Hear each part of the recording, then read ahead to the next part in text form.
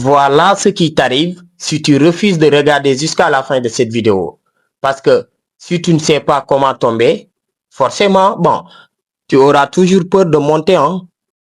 Ici, je suis tombé, pas par manque de force, mais parce que je ne maîtrisais pas encore ce secret.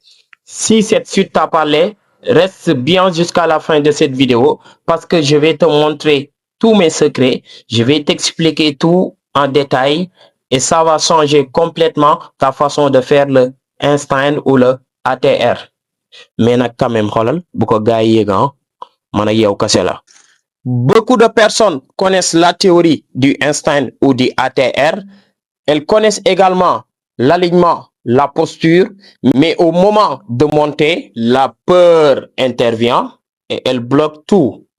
Et cette peur est très normale.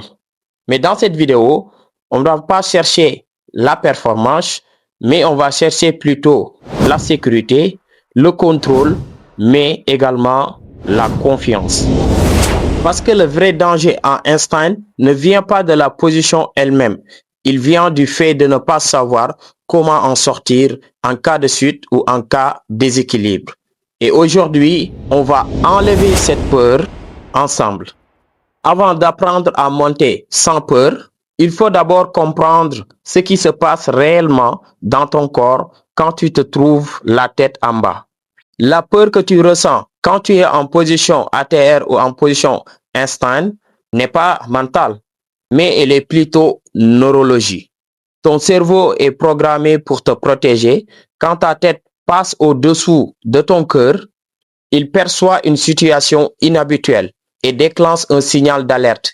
Et ce signal dit tout simplement, attention, attention, risque de chute, attention, risque de chute, attention, risque de chute. Le problème n'est donc pas la position, le problème c'est que ton cerveau ne connaît pas la sortie. Et quand le cerveau ne connaît pas la sortie, la peur s'installe. C'est pour ça que la toute première chose à apprendre en Einstein ou en ATR n'est pas à tenir, mais à tomber correctement. Et la première compétence à développer n'est pas à l'équilibre, mais la sécurité. Quand tu bascules trop loin, le corps cherche naturellement à se rattraper. Si tu ne sais pas quoi faire, tu bloques et tu tombes mal. Mais si tu connais la sortie, le cerveau se calme, les muscles se détendent et le contrôle apparaît. Si tu bascules vers l'arrière, déplace simplement une main légèrement sur le côté, laisse le bassin suivre la rotation et retombe sur tes pieds, jamais sur le dos. Parce que cette sortie respecte non seulement la biomécanique naturelle du corps, rotation, absorption par les jambes, aucune compression de la colonne vertébrale. Donc, retiens bien cette phrase. Tant que tu sais sortir, tu ne risques rien. Je répète encore, tant que tu sais sortir, tu ne risques rien du tout.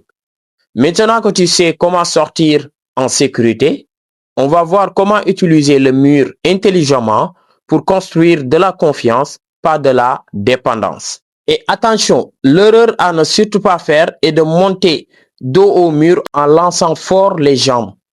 Cette habitude crée non seulement une hyper-extension du dos, mais également elle te pousse à être dépendante au mur et tu auras toujours un mauvais alignement. Monter face au mur est beaucoup plus efficace.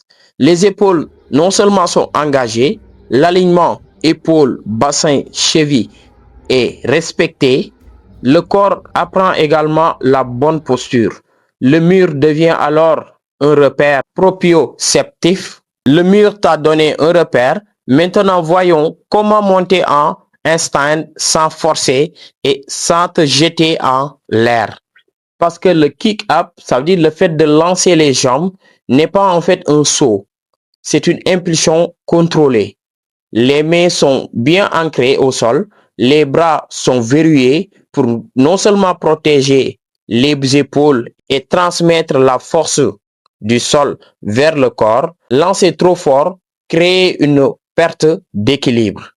Donc en instant, ce n'est pas la force qui te fait monter, mais c'est plutôt le contrôle. Même avec une bonne technique, il reste un élément souvent négligé qui peut tout à fait échouer la respiration.